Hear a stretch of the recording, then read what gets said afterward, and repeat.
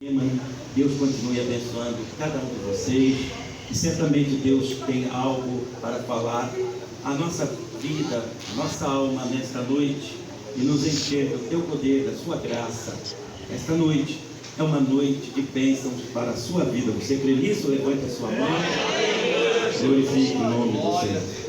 Salmo de número 142, Salmo de número 142, que na minha Bíblia, que é a Bíblia do culto, está na página 770. Salmo é um livro muito fácil de se achar. Salmo de número 142, que é a oração no meio de um grande perigo que Davi fez numa caverna. Então, Salmo de número 142. Quantos irmãos estão achando aí? Trago aqui um abraço, a parte do meu pastor presidente, pastor Magno Castro Ferreira, ao pastor Marcos, aos demais obreiros dessa congregação. Transmita também o meu abraço ao pastor Alessandro Malafaia. Deus te possa, Deus abençoar ricamente o campo de Campo Grande, né? Uau, então está no meu coração. Então que Deus possa os abençoar ricamente. Salmo de número 142 diz assim: com a minha voz clamei ao Senhor, com a minha voz ao Senhor supliquei, derramei minha queixa perante sua face, expus-lhe a minha angústia. Quando meu espírito estava angustiado em mim, então conheceste a minha vereda, no caminho em que eu andava, ocultar o laço. Olhei para a minha direita e vi, mas não havia quem me conhecesse.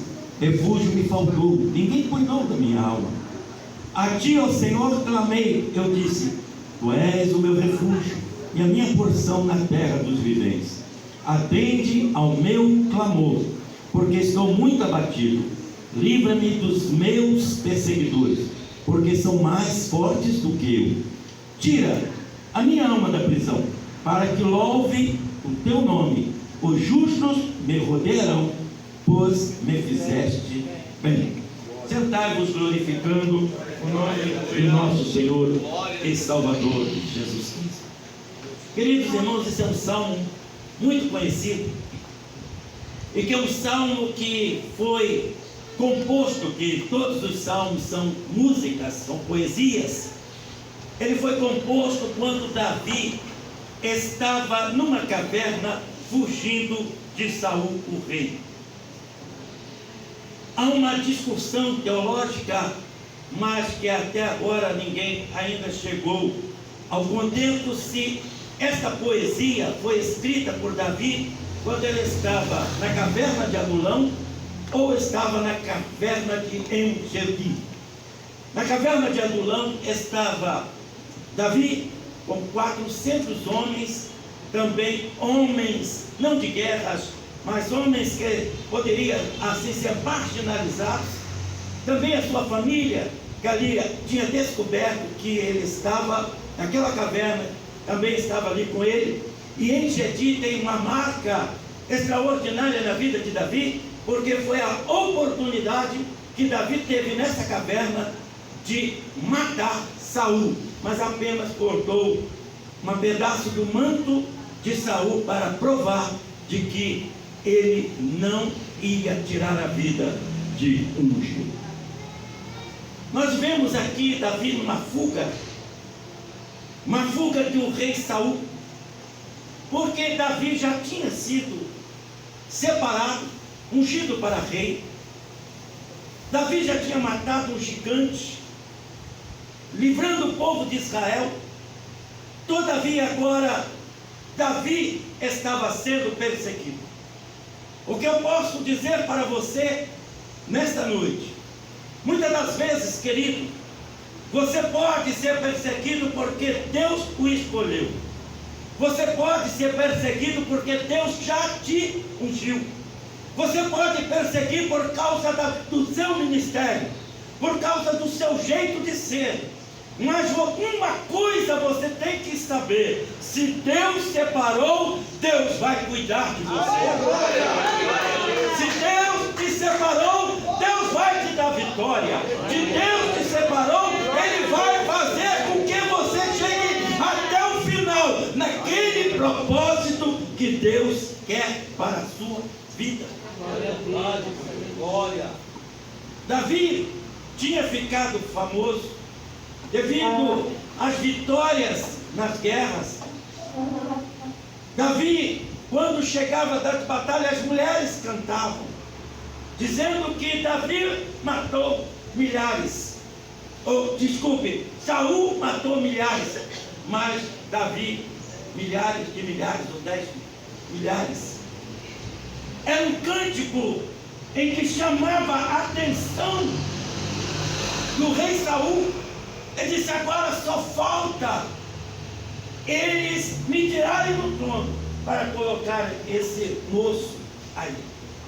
Ó, queridos irmãos, muitas das vezes quem está numa liderança e que quando sente ameaçado por alguém que Deus chamou, as perseguições surgem.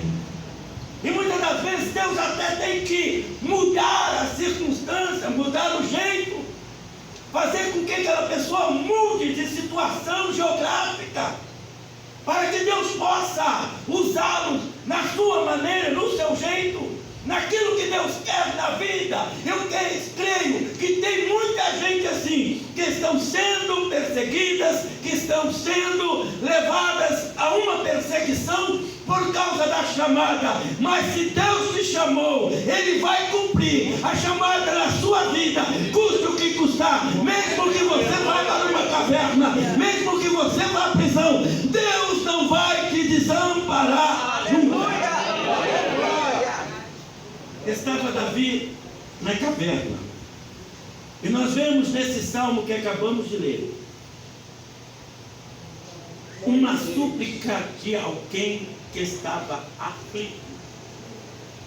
Irmãos, na bonança, às vezes a gente dobra os joelhos e faz aquela oração até filosófica: ó Senhor que estás no céu, santificado seja o teu nome, tu és poderoso, tu és rico, grandes coisas tu tens feito. Uma oração filosófica. Mas quando estamos no momento de guerra, no momento de aflição, nós levantamos as mãos para os céus e dizemos: Senhor, tenha misericórdia de mim. É uma oração curta, uma oração objetiva, uma oração de fé. Aleluia. Glória a Deus. O salmista começa a dizer assim: com a minha voz. Ele estava dizendo: Senhor, eu vou usar algo que tu me deste, que é a comunicação, meio de comunicação. E eu, para comunicar contigo, eu uso a minha voz. Queridos irmãos, não feche a sua boca. Deus te deu o falar, Deus te deu voz para você levantar, mesmo que esteja no deserto, levantar e clamar ao Senhor nas horas das aflições. Não esqueça que tem um Deus que responde as orações. Não esqueça que tem um Deus que cura. Não esqueça que tem um Deus que liberta. Não esqueça que tem um Deus que transforma. Não esqueça que tem um Deus que visita a sua família. Não esqueça que tem um Deus que te dá unção. Não esqueça que Deus que faz modificações na sua vida. Só para você obtém a vitória. Davi sabia disso. Davi então usou o que tinha naquele momento, porque ele não poderia ofertar nada, fazer nenhuma oferta naquele momento. Dizer: Senhor, eu vou oferecer aqui um animal, vou fazer um sacrifício. Não, Davi estava numa caverna, uma caverna escura, uma caverna fria, 400 homens aos seus cuidados, mais a sua família, e as pessoas ali naturalmente pressionando, dizendo: Davi, como nós vamos fazer? Se acharem a gente aqui, todos nós vamos morrer. Ele estava sofrendo uma pressão enorme. Então ele disse: eu vou com a minha voz e vou falar. Quem pode me responder? É o único que pode nos dar solução, nos dar um caminho, uma orientação para nós chegarmos aonde nós queremos. Queridos irmãos, Deus dá orientação, O Espírito Santo nos guia, mas a nossa voz deve ser levantada. O Senhor pergunta: o que quer que eu te faça? Diga-me. Queridos irmãos, hoje de manhã eu estava ali lecionando na escola bíblica dominical e falei com os irmãos o seguinte: olha, muitas das vezes nós perdemos de ser muito abençoados porque nós não sabemos pedir. Está na Bíblia, não sabemos pedir. Nós chegamos, sabemos que Deus é um abençoador e nós ficamos: Senhor, me abençoa, me abençoa. E transportando isso para o mundo físico, para o mundo humano, vamos supor que estivéssemos falando com uma pessoa, um ser humano, e ele cruzaria os braços e dizia: muito bem, eu tenho 1 milhão de bênçãos, qual delas você quer? Eu sou abençoador, as bênçãos estão nas minhas mãos para dar, mas o que você quer? Porque eu estou aqui para abençoar. Muitas das vezes nós perdemos as oportunidades de sermos muito abençoados, é porque nós não sabemos a falar com Deus o que nós queremos e da forma que queremos, é colocar com fé naquilo que Ele pode nos dar. Aleluia. A fé é uma esperança naquilo que nós não vimos. Eu costumo falar que a fé é da seguinte forma: vamos supor aqui o pastor Marcos compra um terreno vazio, cheio de mato, lá um terreno para fazer. Ele falou que eu vou fazer uma bela casa, um palacete. É porque ele merece e ele tem poder para isso, fazer lá um palacete, uma grande casa. Então, queridos irmãos, ele compra aquele terreno e chama o arquiteto e diz assim: olha, estou com esse terreno aqui, eu quero fazer uma casa. Aí ele fala, pega a prancheta, o engenheiro, e começa a desenhar conforme você vai passando as informações: quantos quartos, quantos banheiros, cozinha, e aonde você quer colocar área de serviço. Você vai dizendo, e ele vai tirando as medidas e vai colocando ali na prancheta. Quando terminado, ele diz: olha, eu vou me embora. Daqui uma semana o senhor vai lá no meu escritório que eu vou mostrar para ver se isso agrada da planta, daquilo que o senhor quer. E ele chega lá, ele pega a planta e mostra para ele a planta baixa e diz para ele: aqui vai ser o quarto, aqui vai ser a sala, aqui vai ser o banheiro. Começa a descrever para ele o como será, da forma que ele passou. Aí disse: agora, o que o senhor achou? Não, tá legal, essa planta tá boa, tá do jeitinho que eu queria.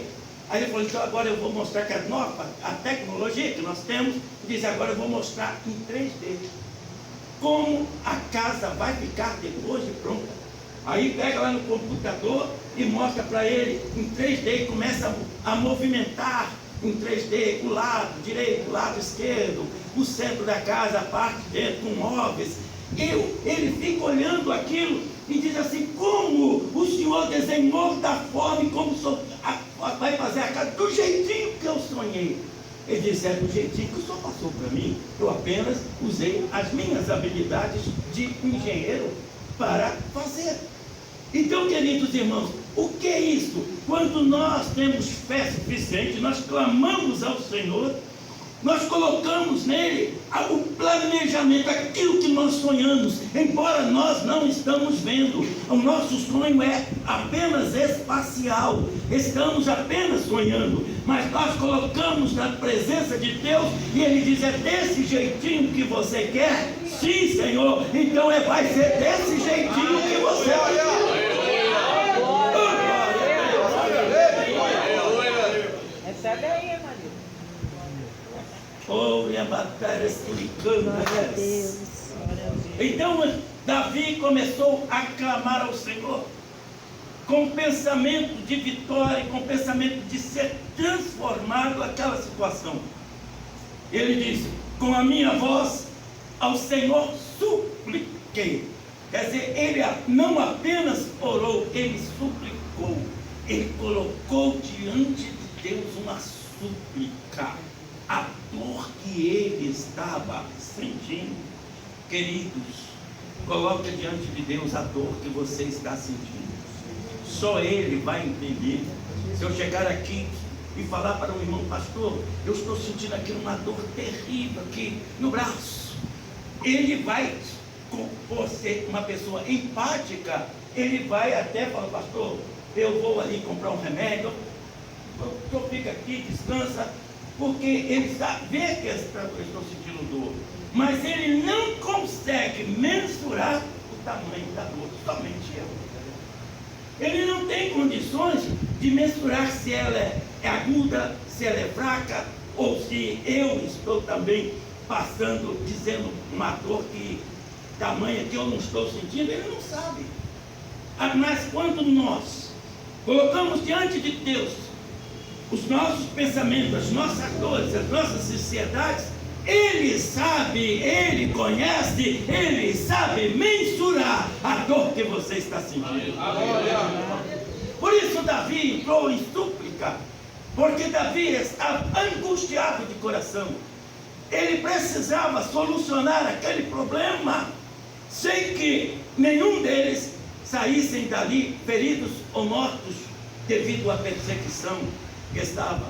Davi sabia, tinha noção da tamanha responsabilidade, porque ele sabia que não demoraria muito, mas ele seria rei. Ele tinha a sabedoria, ele sabia que Deus tinha prometido que Deus ia fazer.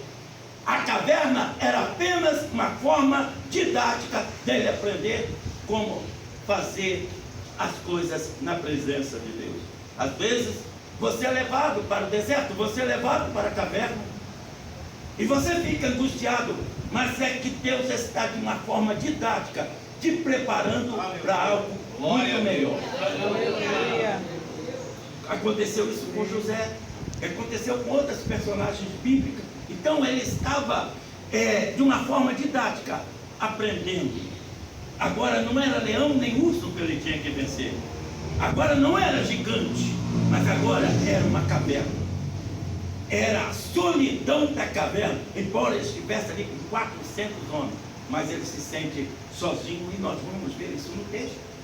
Ele diz: derramei a minha queixa perante a tua face, expus toda a minha angústia. Ele contou tudo o que estava sentindo.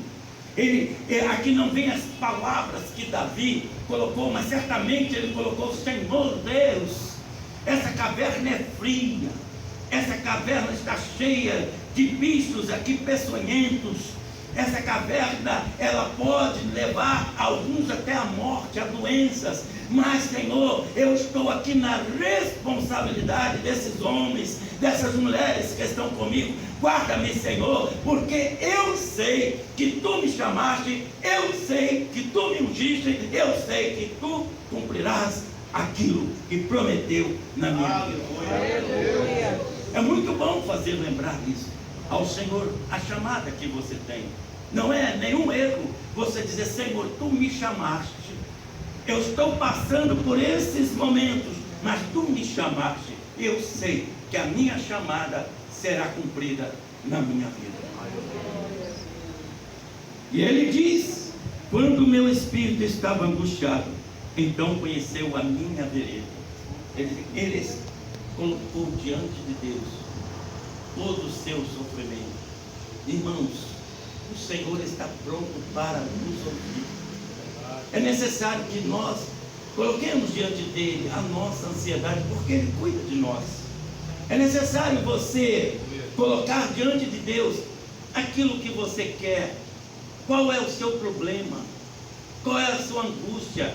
Eu vim com uma palavra profética para você nesta noite, trazer nesse final de ano, que faltam poucos dias para encerrar o ano de 2022, mas eu trouxe aqui uma palavra profética para a sua vida. Ainda que termine o ano, mas Deus não vai deixar de cumprir aquilo que prometeu. Deus vai visitar a sua família, Deus vai visitar o seu lar, Deus vai transformar tudo aquilo que você acha que é sofrimento. Ele vai trazer bonança para a sua vida. Quem crê nisso, levante a sua mão, glorifique o nome do Senhor. Deus vai fazer mudança. Glória a Deus. Glória. Mas uma coisa interessante, aqui no versículo 4, do Salmo 142. Ele diz: olhei para a minha direita e vi, mas não havia quem me conhecesse. Oh, queridos, ele estava com 400 homens, estava com sua família.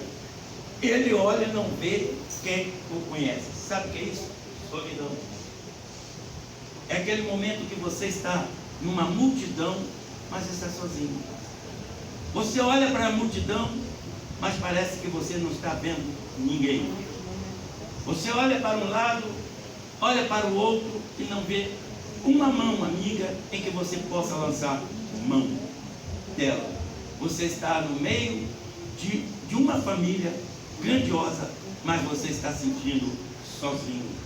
Não sei se há alguém aqui que está sentindo isso. Mas, queridos irmãos, se você está sentindo isto, saiba que você não está sozinho. Amém. Deus está com você. Deus não vai te abandonar nunca. Ele nunca abandona aqueles que o servem. Poderá ele estar em silêncio, poderá não dar resposta, mas ele vai estar atento às tuas orações e vai te responder, vai te acudir. Irmãos, quantas oportunidades nós temos de ter respostas de Deus, mas esquecemos que Ele responde às nossas inquietações. E nós criamos uma série de caminhos, uma série de caminhos para chegarmos àquilo que nós queremos. Todavia, esquecemos que Deus está conosco em nossos caminhos. Está nos guiando, está nos orientando, está nos dando palavra, está nos dando firmeza, está nos levando ao caminho da vitória. A vitória só tem se nós tivermos lutas, porque uma vitória sem luta não vai ter sentido. Então, irmãos, as lutas do dia a dia, se você está passando por ela, levante a mão para os céus e diz: eu agradeço pelas lutas, porque eu sei que quanto maiores as lutas, serão maiores as vitórias. Glória a Deus. Quanto mais aperta, mais a gente cresce. Isso é uma coisa espiritual. Quanto mais se aperta, mais você cresce. Quanto mais se aperta, mais você vai para o joelho. Quanto mais se aperta, você vai mais para a palavra. Quanto mais se aperta, você vem para a escola bíblica dominical. Quanto mais aperta, você vem para o culto de oração, de consagração. Você começa a vir todos os cultos. Até ensaio de criança você vem. Eu vou. Tem um ensaio de criança? Eu vou. Quem sabe Deus vai usar uma criança daquela para mim? Eu vou lá. Eu vou estar lá. Então, querido, porque a coisa está muito apertada e você quer resposta de Deus, então você aproxima de Deus. E muitas das vezes Deus faz isso mesmo.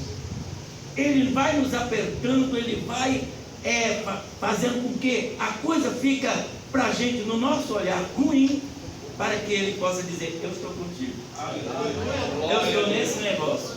E um dia a vitória vem, acontece um milagre, você levanta a mão para os céus, você vem para a igreja, você quer dar o seu testemunho, pede para o pastor: eu quero testemunhar, a luta foi grande, eu passei grandes momentos de aflição, mas aqui estou vitorioso, vitoriosa, aqui o Senhor me deu a vitória, o Senhor mudou a minha história, e aqui estou para dar o meu testemunho.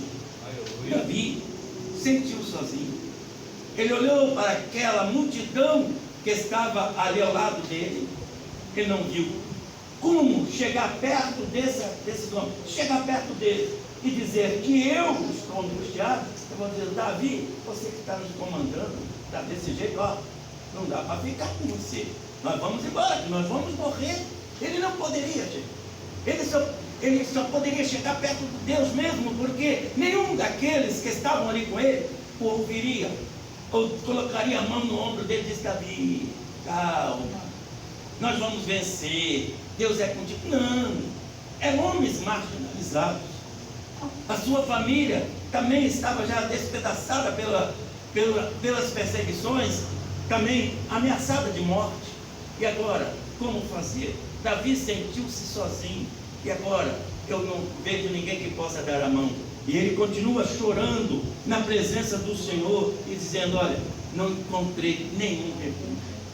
Ó Deus, eu estou aqui, mas não encontrei nenhum apoio. alguém que pudesse me dar uma palavra de conforto. Quantas vezes, irmãos, sofremos esse tipo de coisas, ou que nós chegamos perto de pessoas que queremos que aquela pessoa nos dê uma palavra amiga, e aquela pessoa ou diz que a gente está no erro, aquilo é de si mesma, porque Deus está querendo castigar, ou coisas assim. E muitas das vezes não temos a resposta que queremos, que é uma palavra amiga, um abraço, ou a pessoa diz: o que eu posso fazer por você? Pastor, eu descobri algo em que nós, crentes, usamos para quando queremos sair das situações. Eu vou orar por você, tá? Fique tranquilo, Deus está nesse negócio. O certo seria: o que eu posso fazer por você? Mas a pessoa diz: não, eu vou orar por você. Sabe quando ele vai orar, irmão? Ele vai esquecer, porque ele tem que orar por um monte de gente. Ele vai nem lembrar que você está necessitando, porque ele poderia, em outra diz: o que eu posso fazer por você? Porque muitas das vezes a gente passa por experiência, né? Até um vice-presidente aqui em Campo Grande, quando eu estava, e até hoje eu lido com lideranças, cursos de liderança, etc. E a gente observa o seguinte: que essa palavra, o que eu posso fazer por você, é uma palavra, é algo, é como se fosse um botão que nós apertássemos para acionar uma máquina. Por quê? E quando a pessoa diz o que eu posso, normalmente quem vai já está com a resposta, só ele não tem coragem de fazer, ou não tem iniciativa para fazer.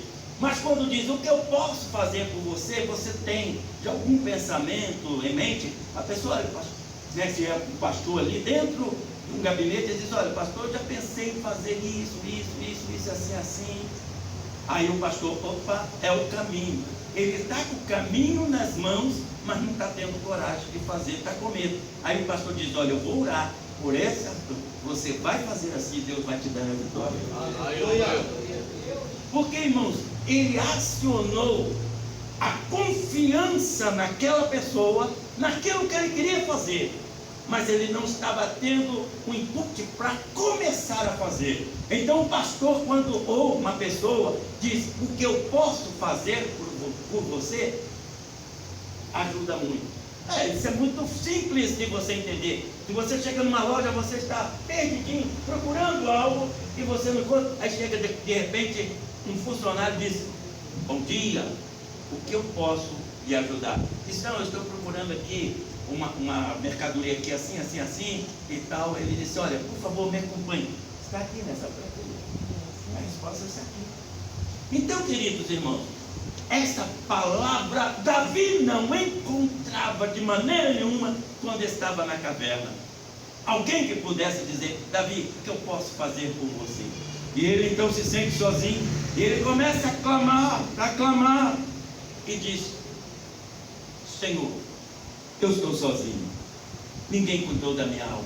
Mas aí ele vai no versículo 5, ele lembra de algo extraordinário que ele mesmo já tinha dito em outra poesia. Ele diz: a ti, Senhor, clamei, eu disse: tu és o meu refúgio. Aleluia. Ele aciona o poder de Deus para a sua vida.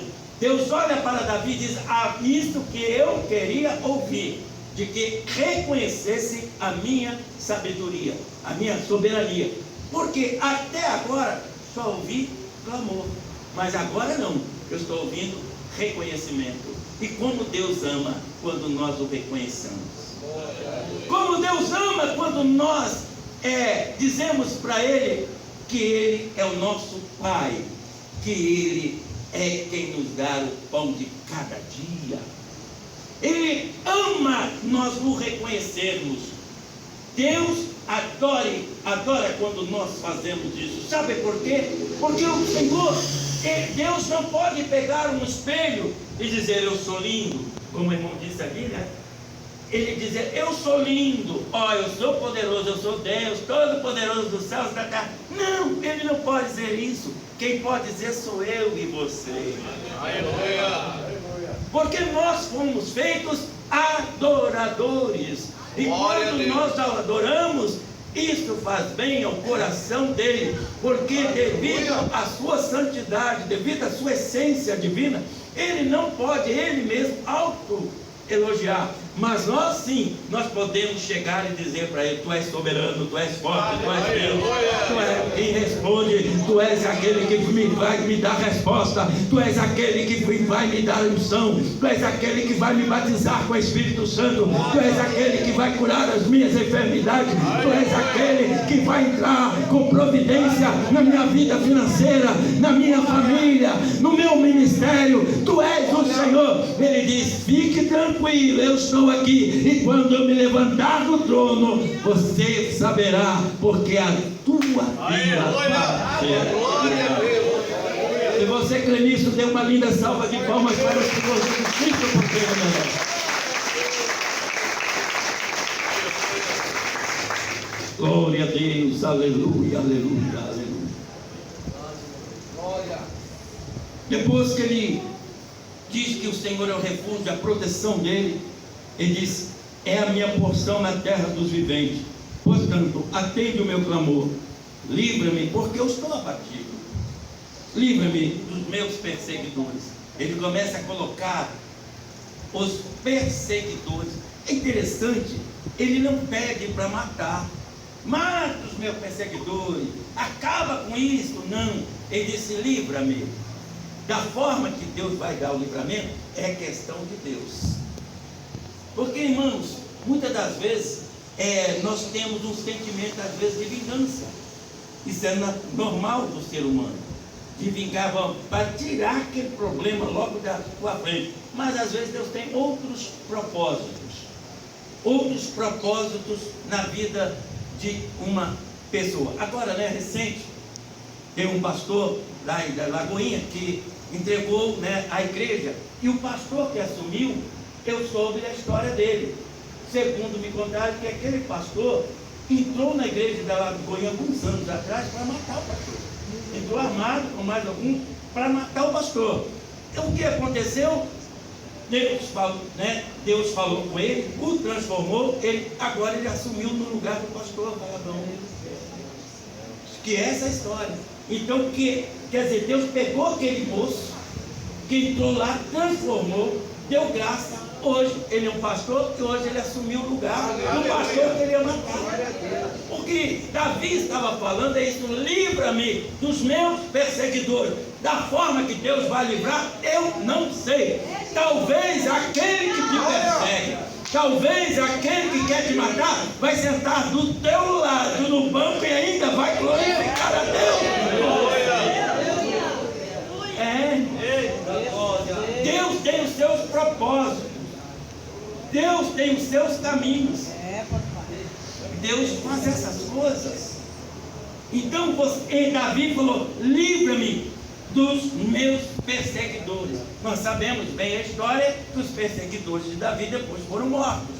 Mas Davi não pediu isso, Davi pediu o livramento. É isso que nós devemos aprender, a pedir o livramento de Deus e deixar nas mãos do Senhor, que Ele vai fazer da maneira melhor que Ele achar. Se for o caso de tirar aquela pessoa da vida, Deus vai fazer. Se não, Ele vai salvar aquela pessoa, vai tirar, vai fazer alguma coisa, mas Ele vai afastar, porque você orou, e Deus tem zelo por você e não por ele. Deus tem um compromisso, um propósito para a sua vida e não com ela. Então, queridos irmãos, aprenda isso. Agora ele vai finalizando e diz: tira minha alma da prisão.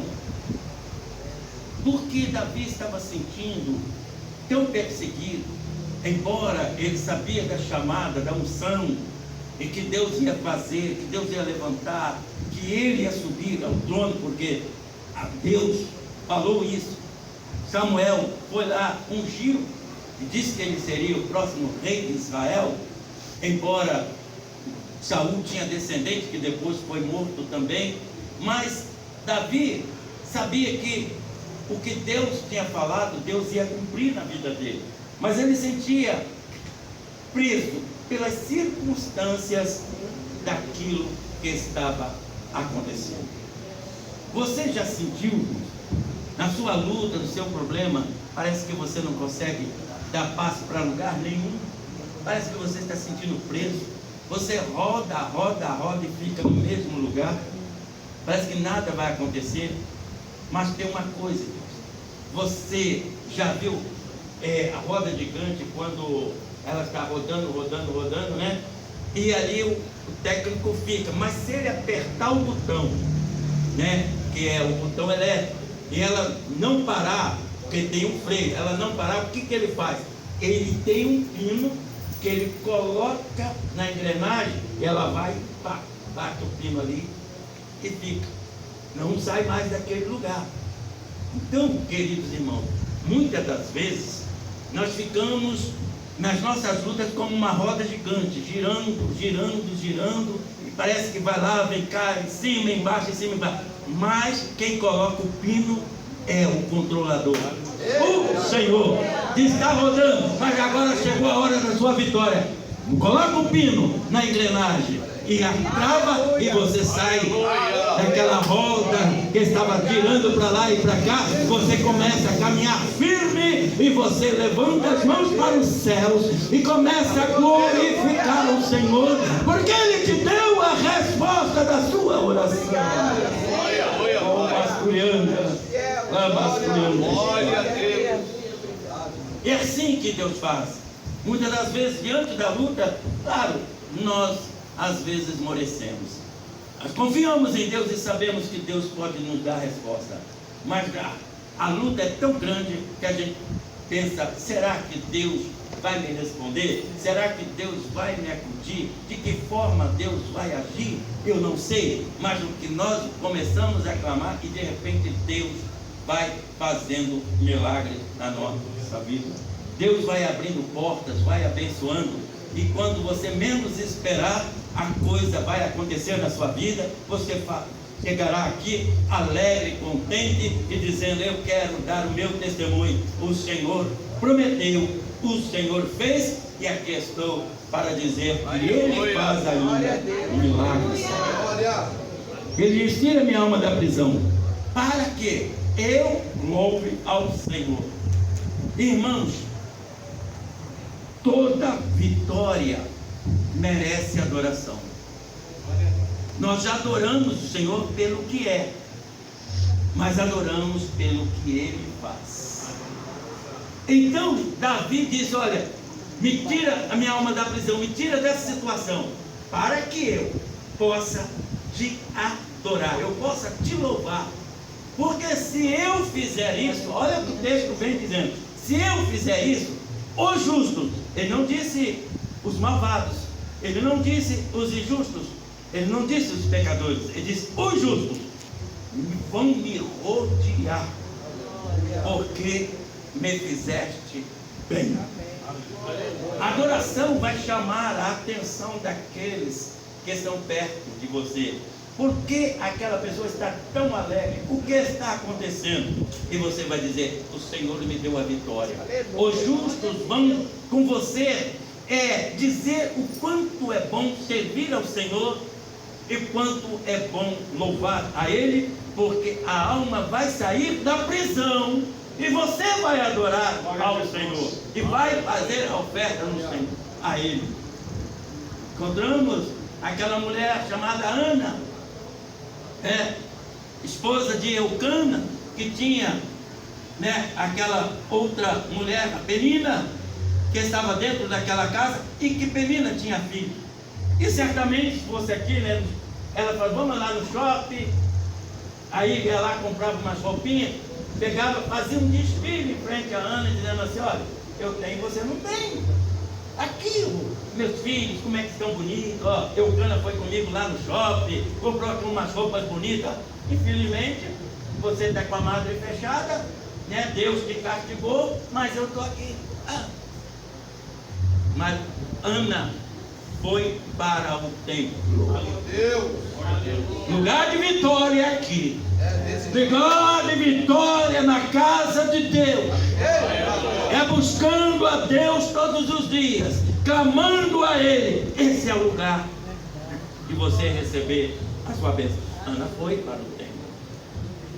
Chegando lá, clamava, ao ponto do sacerdote ali dizer: essa mulher está bêbada, não fala coisa com coisa, tá?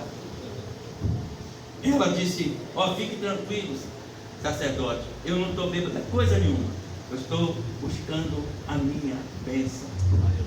Glória a Deus. Eu estou buscando a minha vitória. Passou o tempo.